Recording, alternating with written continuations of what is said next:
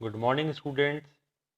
आज का ये वीडियो लेक्चर बीए पार्ट प्रथम के विद्यार्थियों के लिए पेपर फर्स्ट राजनीतिक सिद्धांत पहली यूनिट का ये टॉपिक है राजनीति विज्ञान की परिभाषा, क्षेत्र और विशेषताएं आधुनिक दृष्टिकोण के अनुसार।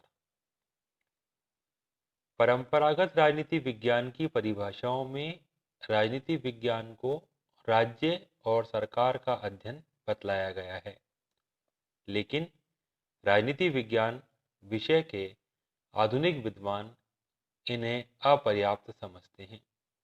ये परिभाषाएं एक पुराने दृष्टिकोण की प्रतीक हैं, जिसमें शासन की रचना और उसकी कार्यप्रणाली के अध्ययन पर बल दिया जाता रहा है, जिससे राजनीति विज्ञान का अध्ययन औपचारिक बनकर रह गया और उन राजनीतिक शक्तियों के समुचित अध्ययन पर कोई ध्यान नहीं दिया गया जो सरकार की प्रक्रिया पर अपना प्रभाव डालती हैं। दूसरे महायुद्ध के बाद राजनीति विज्ञान में व्यापक परिवर्तन हुए हैं, जिनका प्रमुख श्रेय अमेरिकन राजनीति शास्त्रियों को दिया जा सकता है। अमेरिका में राजनीति विज्ञान को नई दिशा देने की प्रेरणा दो स्रोतों के कारण संभव हुई। पहला प्रेरणा स्रोत शिकागो विश्वविद्यालय था, जिसके विद्वानों ने राजनीति विज्ञान को ज़्यादा से ज़्यादा विज्ञान सम्मत बनाने का बीड़ा उठाया। इस विश्वविद्यालय में नूतन राजनीति विज्ञान का नेतृत्व चार्ल्स मरियम ने किया और उसके नेतृत्व में राजशास्त्रियों के एक समूह ने राजनीति विज्ञान को समाजशास्त्र, मनोविज्ञान, दर्शन, सांख्यिकी, अर्थशास्त्र एवं मानवशास्त्र जैसे समाज विज्ञानों के निकट लाने का हर संभव प्रयास किया। इससे राजनीति विज्ञान में तार्किक अनुभववाद, तथ्यात्मकता, व्यवहारवाद तथा हर समाजशास्त्रीय पद्धतियों का प्रयोग हुआ। समकालीन राजनीति विज्ञान की प्रेरणा का दूसरा स्रोत मनोविज्ञान है। Professor Rensis Likert, Kurt Lewin, professor Lazarsfeld के प्रयासों के फलस्वरूप नवीन राजनीति शास्त्र में मनोविज्ञान की शोध तकनीकों का ज़्यादा से ज़्यादा प्रयोग होने लगा। राजनीति शास्त्र की नवीन परिभाषाओं के संदर्भ में निम्न बिंदुओं का अध्ययन किया जाता है, जिसमें पहला है मानवीय क्रियाओं का अध्ययन। अनुभववादी और व्यवहारवादी विद्वान राजनीति विज्ञान को मूलतः मनुष्य के राजनीतिक जीवन और क्रियाकलापों का तथा इसके संदर्भ में मानव जीवन के सामाजिक, आर्थिक, धार्मिक तथा अन्य पक्षों का अध्ययन करने वाला विज्ञान मानते हैं। कैटलिन के मतानुसार राजनीति विज्ञान संगठित मानव समाज से संबंधित है, किंतु मुख्य रूप से वह सामुदायिक जीवन के राजनीतिक पहलुओं का अध्ययन करता है। बर्ट्रेड डी जुवेनेले के शब्दों में, हमारा विषय उन राजनीतिक संबंधों का अध्ययन करता है जो मिलजुल कर रहने वाले व्यक्तियों के बीच स्वयं उत्पन्न हो जाते हैं। अलेक्जेंडर हर्ड और सैमुअल हंटिंगटन के मतानुसार राजनीतिक व्यवहारवाद शासन को मनुष्य और समुदाय के कार्यों की एक प्रक्रिया मानता है और इसका संबंध शासन के, राजनीतिक दलों के, निहित समुदायों के और मतदाताओं की गतिविधियों के अध्ययन से मानता है। इस प्रकार राजनीति विज्ञान में व्यवहारवादी आंदोलन के समर्थकों का स्पष्ट कहना है कि राजनीति विज्ञान वह विज्ञान है जो मनुष्य के राजनीतिक व्यवहार का अध्ययन करता है। दूसरा बिंदु है राजनीति शास्त्र शक्ति का अध्ययन। समकालीन राजनीति शास्त्रियों में से कतिपय विद्वान शक्ति को राजनीति शास्त्र की केंद्रीय संकल्पना मानते हैं।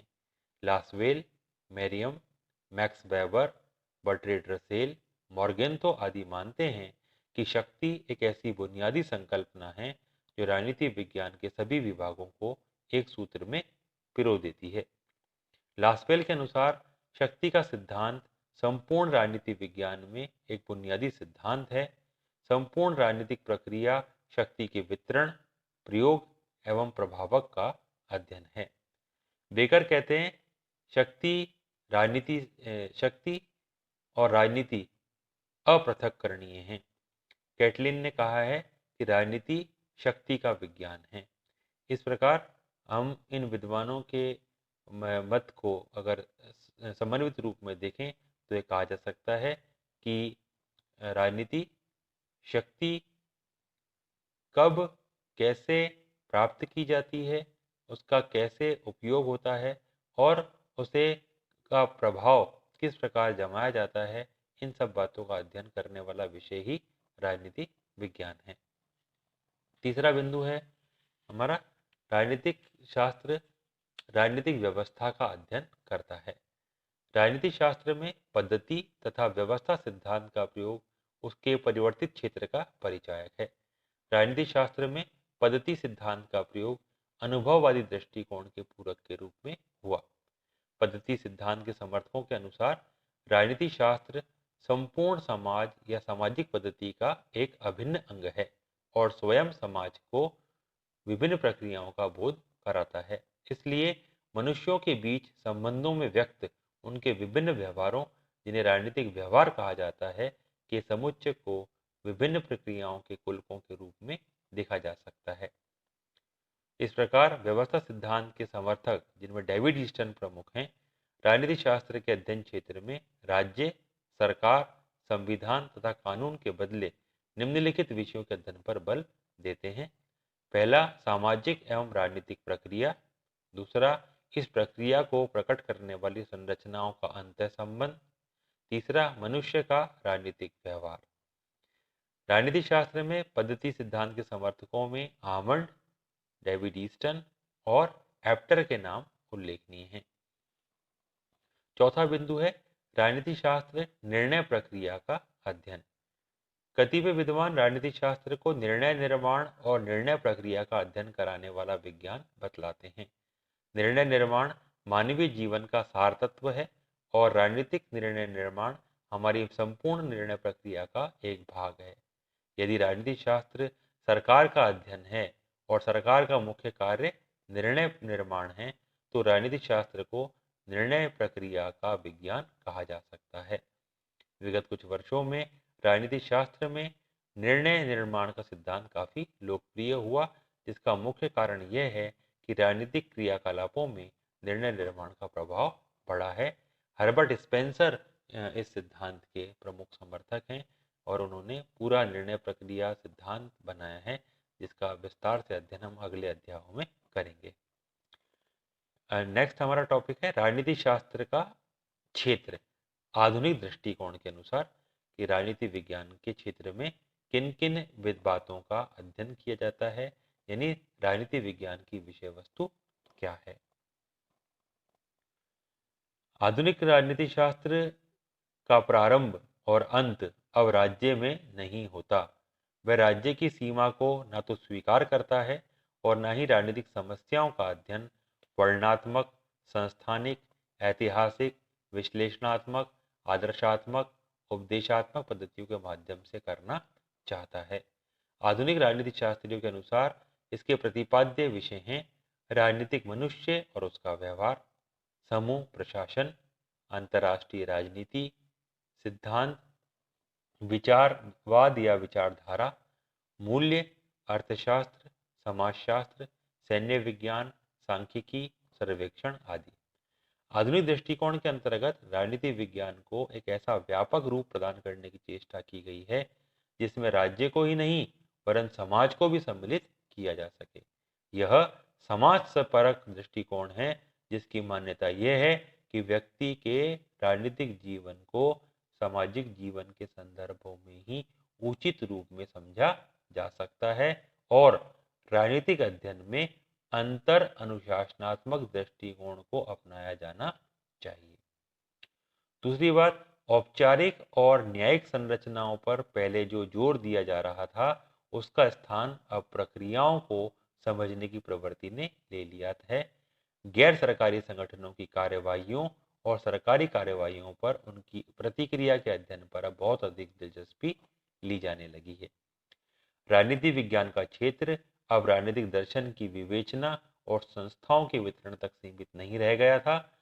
संस्थाओं और संगठनों के अध्ययन में भी आनुभाविक शोध की प्रविधियों को काम में लेने की प्रवृत्ति बढ़ती जा रही है। शासन के संक्रियात्मक यानी ऑपरेशनल और औपचारिक फॉर्मल स्रोतों और अनुक्रमों के अध्ययन के साथ साथ अब संस्थाओं के कार्यों पर भी शोध किया जाने लगा है। समकालीन राजनीतिक वैज्ञानिकों ने इस समस्या की खोज करना आरंभ कर दी कि समाज में शक्ति के वास्तविक केंद्र कहाँ हैं और उस शक्ति का प्रशासन के द्वारा और प्रशासन पर किस प्रकार प्रयोग किया जाता है। कुछ विद्वानों ने उन निर्धारक सांस्कृतिक तत्वों की जानकारी प्राप्त की जो सरकारों को प्रभावित करते हैं। अन्य विद्वानों ने सरकारों के संगठनात्मक पक्षों का इतना अधिक गहराई के साथ अध्ययन किया जितना पूर्व में कभी नहीं किया गया था। उन्होंने अब नीति निर्माण के तत्वों के विश्लेषण, राजनीतिक नेतृत्व की प्रकृति और उसके प्रकारों के अध्ययन और विचारधारा तथा नेतृत्व के पारस्परिक संबंधों के बदलते हुए स्वरूपों पर अधिक ध्यान देना प्रारंभ किया है। सांख्यिकी और सांख्यिकी से संबंध रखने वाली प्रविधियों का प्रयोग करने की इच्छा और तत्परता भी अब राजनीति शास्त्रियों में दिखलाई देने लगी है। राजनीति शास्त्रियों का मूल्यों के प्रति जो आग्रह था उसे अभी चुनौती नहीं दी जा रही थी, परंतु उनके अध्ययन का आधार धीरे धीरे ऐसे तथ्यों को अधिक महत्व देने की ओर झुकता जा रहा है जिनका उद्देश्य उन तथ्यों के पीछे जो प्रवृत्तियां काम कर रही हैं उन्हें समझने पर जोर हो। तथ्यों के वस्तुनिष्ठ अध्ययन के आधार पर अब वे वैज्ञानिक सामान्यीकरण की ओर बढ़ना चाहते हैं। शोध के लिए अधिक प्रविधियों और उपकरणों का इस प्रकार प्रयोग करना चाहते हैं कि राजनीति शास्त्र का जो विकास है वो एक विज्ञान के रूप में प्रतिष्ठित हो सके। यद्यपि कुछ लेखकों ने और विद्वानों ने इस चीज का प्रयास भी किया, परंतु एकदम इस चीज में सफलता नहीं मिलती है। जब व्यवहारवादी राजनीति विज्ञान के क्षेत्र में आए तो उन्होंने राजनीति विज्ञान को नई आधार सामग्री प्रदान की। उन्होंने तथ्यों के संकलन, प्रक्रमण और विश्लेषण के लिए जो परिष्कृत और कठोर प्रविधियों का प्रयोग करने को प्रोत्साहन दिया, उससे राजनीति विज्ञान सम्मत होने की दिशा में आगे बढ़ा। राजनीति विज्ञान में होने वाले ये महान और व्यापक परिवर्तन अब किसी से छिपे नहीं रह गए। राजनीति विज्ञान का स्वरूप और क्षेत्र तेजी के साथ बदलता जा रहा है। नई अवधारणाएं, पद्धतियां और तकनीकें विकसित हो रही हैं। राजनीतिक संस्था अब विश्लेषण और शोध की मूल इकाई नहीं रह गई है और अध्ययन का आधार राजनीतिक परिस्थितियों में व्यक्ति के व्यवहार को माना जाने लगा है। कैटलिन जैसे कुछ विद्वान राजनीति शास्त्र को व्यवहारवादी विज्ञान मानने लगे हैं। Charles beard, A.L. लोवेल और आर्थर बेंटले का राजनीति शास्त्र के क्षितिजों को विस्तृत बनाने में व्यापक योगदान रहा। बाद में Harold Lasswell, David Easton, Parsons, Merton, Shils और लेवी जैसे विद्वानों ने नए क्षितिजों की खोज की। अब हम बात करते हैं आधुनिक राजनीति विज्ञान की नवीन प्रवृत्तियों पर कि इसमें ऐसी कौन सी नवीन प्रवृत्तियां हैं जो विकसित हुई हैं। दूसरे महायुद्ध के बाद संयुक्त राज्य तथा पश्चिमी जगत में राजनीति विज्ञान की समग्र धारणा में ही क्रांतिकारी परिवर्तन हुआ।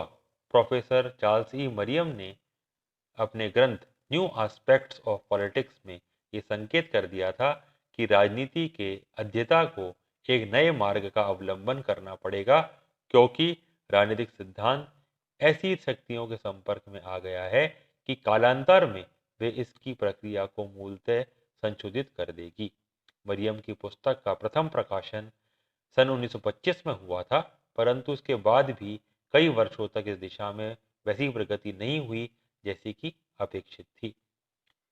उदाहरण के लिए प्रोफेसर जॉर्ज एच सेबाइन ने 1939 में एक लेख लिखा, what is a political theory, जो इस बात को प्रकट करता है कि अभी भी 1939 तक भी चार्ल्स मरियम के विचारों का प्रभाव राजनीतिक शास्त्रियों पर नहीं हुआ था।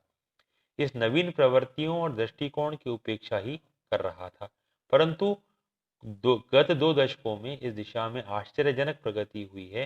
राजनीति विज्ञान के विषय में हमारी धारणाएं वे नहीं हैं जो पहले थीं। यद्यपि अभी तक उनका स्थिरीकरण भी नहीं हो सका है, ये सत्य है कि एक प्रतिक्रिया इन नवीन दृष्टिकोण के प्रति प्रारंभ हो गई है और आगामी अनेक विद्वान प्राचीन परंपरागत तात्विक राजनीतिक सिद्धांत अथवा दर्शन के प्रति आसक्त हैं।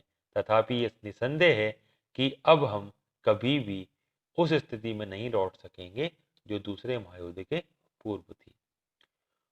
1905 में अमेरिकन पॉलिटिकल साइंस की एसोसिएशन की स्थापना हुई और उसके द्वारा राजनीतिक संस्थाओं के संबंध में तथ्यों के संग्रह, संयोजन और वर्गीकरण को दी जाने वाली प्रेरणा के परिणाम स्वरूप राजनीति शास्त्र ने अपने विकास के नूतन चरण में प्रवेश किया।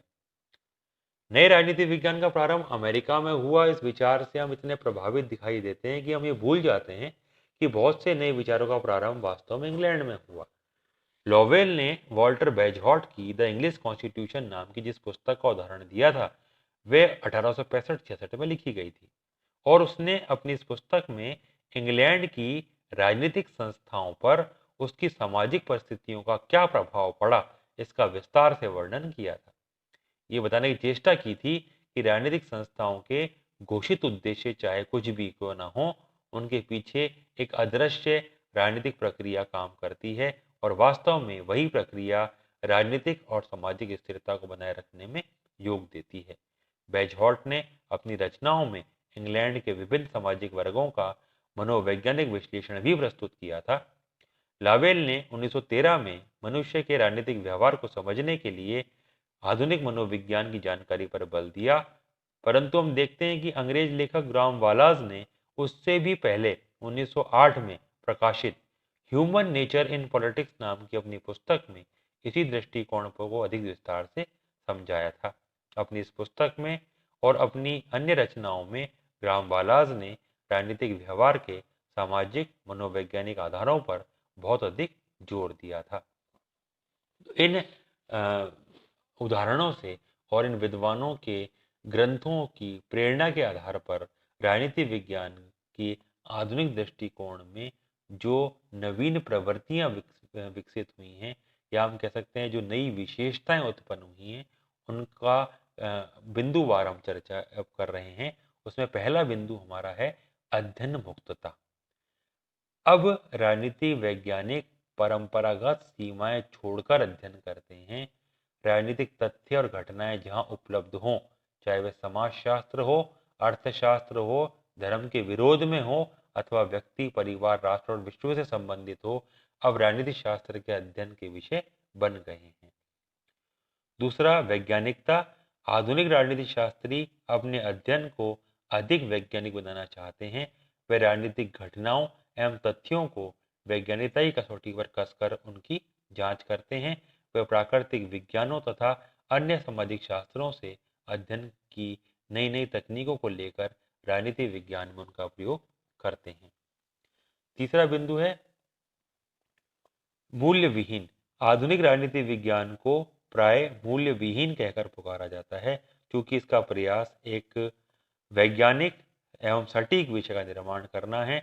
इसलिए राजनीतिक विश्लेषण में यह मानवीय मूल्यों जैसे नैतिकता, स्वतंत्रता, भाईचारा आदि को कोई स्थान नहीं देता है। ये उन्हीं घटनाओं और तथ्यों को अपने अध्ययन का विषय बनाता है जिन्हें या तो देखा गया है या भविष्य में देखा जा सकता है। फोर्थ पॉइंट है हमारा आदर्शवादी अध्ययनों की अपेक्षा यथार्थवादी व्यवहारपरक अध्ययन। राजनीति विज्ञान के परंपरागत दृष्टिकोण में सामान्यतः ऐतिहासिक, विधिगत, संस्थागत संरचना का अध्ययन होता था। समस्त पुरातन अध्ययन आदर्शात्मक, उपदेशात्मक स्थिति से जुड़ा हुआ था और बहुत अधिक सीमा तक केवल सैद्धांतिक समस्याओं से जुड़ा हुआ था। नए राजनीति शास्त्रियों ने दृढ़ विश्वास व्यक्त किया कि राजनीतिक अध्ययनों का व्यवहारिक राजनीति से सीधा संबंध होना चाहिए। 19वीं सदी के उत्तरार्ध से ही राजनीति विज्ञान विषय के कुछ विद्वानों ने इस सत्य को समझ लिया कि आदर्श की तुलना में यथार्थ का महत्व अधिक है। ब्राइस के अनुसार अपनी पुस्तक अमेरिकन कॉमनवेल्थ की रचना में उनका उद्देश्य अमेरिका की संस्थाओं और उसकी जनता को बिल्कुल वैसा ही चित्रित करना है जैसे वे हैं। इसी भावना को उन्होंने 1924 में प्रकाशित अपनी पुस्तक मॉडर्न डेमोक्रेसीज में इस प्रकार व्यक्त किया, सबसे अधिक आवश्यक है तथ्य, तथ्य और तथ्य। पांचवा बिंदु है अनुभवात्मक और व्यवहारवाद का बोलबाला। आधुनिक राजनीति विज्ञान यथार्थवादी है और व्यवहारवादी दृष्टिकोण अपनाने पर जोर देता है। परंपरागत राजनीति शास्त्र से दूर भागता रहा। व्यवहारवाद राजनीति विज्ञान को दर्शन, इतिहास या कानून के रूप में नहीं बल्कि राजनीति विज्ञान के रूप में प्रतिष्ठित करने का प्रयत्न है। व्यवहारवादियों के अनुसार राजनीति विज्ञान अभी तक दर्शन, कानून और इतिहास पर निर्भर था। व्यवहारवाद इस पराश्रय से मुक्ति का संदेश है। यह राजनीति विज्ञान का राजनीतिकरण है। परंपरागत विज्ञान का अध्ययन केंद्र बिंदु संस्था है। व्यवहारवाद का केंद्र बिंदु व्यक्ति, समूह और व्यक्ति का व्यवहार है। परंपरावादी या तो संस्थाओं का ऐतिहासिक या कानूनी पक्ष या उनके आदर्श रूप का अध्ययन करते थे, पर व्यवहारवादी राजनीतिक गति और राजनीतिक प्रक्रियाओं के अध्ययन को ही महत्व देते हैं। नेक्स्ट पॉइंट है पद्धति विज्ञान एवं मूल्य सापेक्षवाद। व्यवहारवादी क्रांति प्राकृतिक विज्ञान से प्रेरणा लेकर राजनीति विज्ञान में द्वितीय महायुद्ध के पश्चात आई। उसी समय से विभिन्न समाज विज्ञानों तथा प्राकृतिक विज्ञानों से राजनीति विज्ञान ने स्वयं को राजनीति का विज्ञान बनाने के लिए अनेक शोध पद्धतियों को ग्रहण किया। अब एक नई पद्धति विज्ञान का विकास हो चुका है। इसका इस अनुशासन के साथ घनिष्ठ संबंध स्थापित हो गया है। नवीन पद्धतियों में वैज्ञानिक पद्धति को प्रमुख स्थान दिया गया है।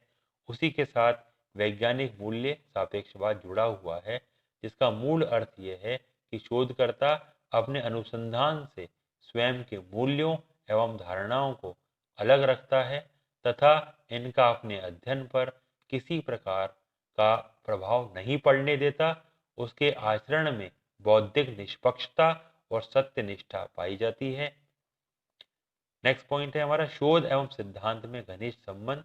वैज्ञानिक पद्धति के प्रयोग द्वारा अब राजनीति वैज्ञानिक साधारणीकरणों, व्याख्याओं और सिद्धांतों के निर्माण में लगे रहते हैं। अब सिद्धांत निर्माण कठोर शोध प्रक्रियाओं पर आधारित है। शोध और सिद्धांत अब एक दूसरे के बिना निरर्थक माने जाते हैं। सिद्धांत निर्माण की प्रक्रिया अब शोधोन्मुखी है। आधुनिक राजनीति शास्त्रियों का एकमात्र उद्देश्य राजनीति के सैद्धांतिक प्रतिमानों को विकसित करना है। इसी आधार पर ये राजनीतिक घटनाओं एवं तथ्यों के संबंध में खोज करते हैं और उनका विश्लेषण करते हैं। और अन्य बिंदुओं में अंतः अनुशासनात्मक दृष्टिकोण और अनुशासन की स्वायत्तता पर बल, ये भी आधुनिक राजनीति विज्ञान की प्रकृति के अंतर्गत आता है। राजनीति विज्ञान को एक मौलिक समाज विज्ञान के रूप में प्रतिष्ठित करना और समस्याओं का मूल्यांकन कर उनका वास्तविक समाधान प्रस्तुत करना, ये आधुनिक राजनीति विज्ञान के विशेषताओं के अंतर्गत सम्मिलित है। धन्यवाद।